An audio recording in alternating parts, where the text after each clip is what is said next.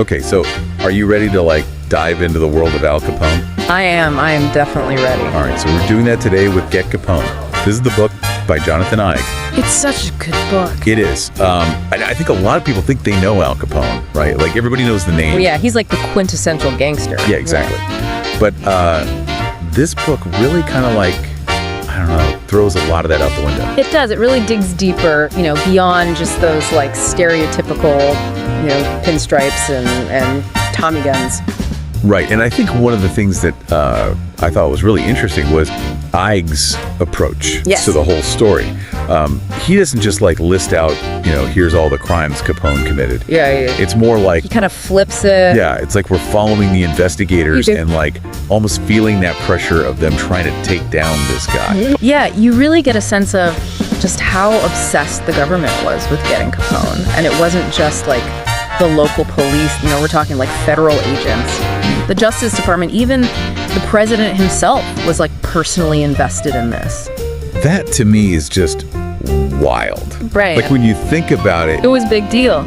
Yeah, to think that like the president of the United States was like, we got to get this guy. Yeah, he was public enemy number one for a reason, right? Yeah, exactly. So like when you think about it, obviously there's the whole violence, intimidation, right. all the stuff that Capone was known for. All the gangster stuff, yeah. But they got him on tax evasion. They did, yeah. And I think that's one of the things that people find so surprising, right? Yeah. Like this notorious gangster brought down by something as seemingly mundane as taxes.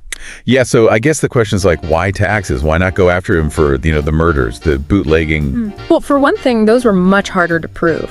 This is the 1920s. Forensics wasn't what it is today, and witnesses were either too scared to talk or, they'd end up disappearing. Right.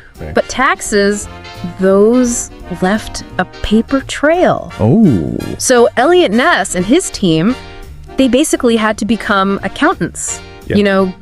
Going through mountains of financial records, trying to find anything they could use against Capone. So they had to get creative. They did. It was a long shot, but it worked. And I think Eig does a really great job of like showing you the meticulous work that went into building that case. Yeah. I mean, and you think about it, like all that violence, all that intimidation.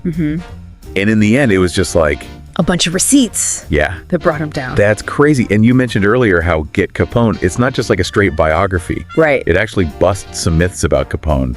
Like, what are some of those? Well, the St. Valentine's Day Massacre is a big one. I mean, for years, that was like Capone's signature move, right? This brutal massacre, everyone assumed he was behind it. But Eig's research actually suggests that Capone might not have been directly involved. Really? Yeah. Now, that doesn't make him any less of a criminal, obviously. Right. But it challenges this idea we have of him as like the mastermind behind every single act of violence in Chicago. I mean, it is a pretty, like, iconic image, right?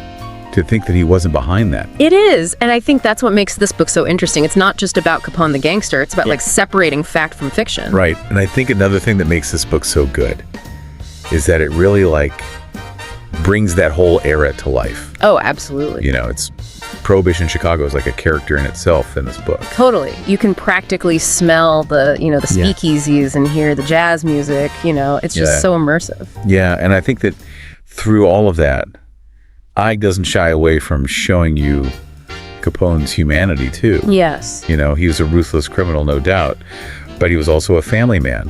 He was loyal to his people. There are even moments where you see, like, vulnerability. Yeah. The pressure he was under. You get a glimpse of, like, the man behind the myth. Yeah. Which is something you don't often see with someone like Al Capone. Right, so it makes you wonder, right? Like, was Al Capone just born bad? Yeah. Or did the world he lived in kind of shape him into the man he became?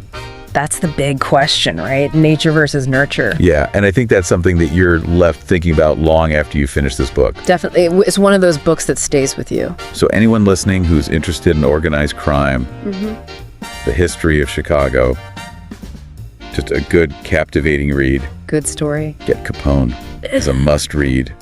You won't regret it. All right, that's our deep dive on Get Capone. Thanks for having me. Of course, and we'll see you next time See ya. for another deep dive. Bye. Bye.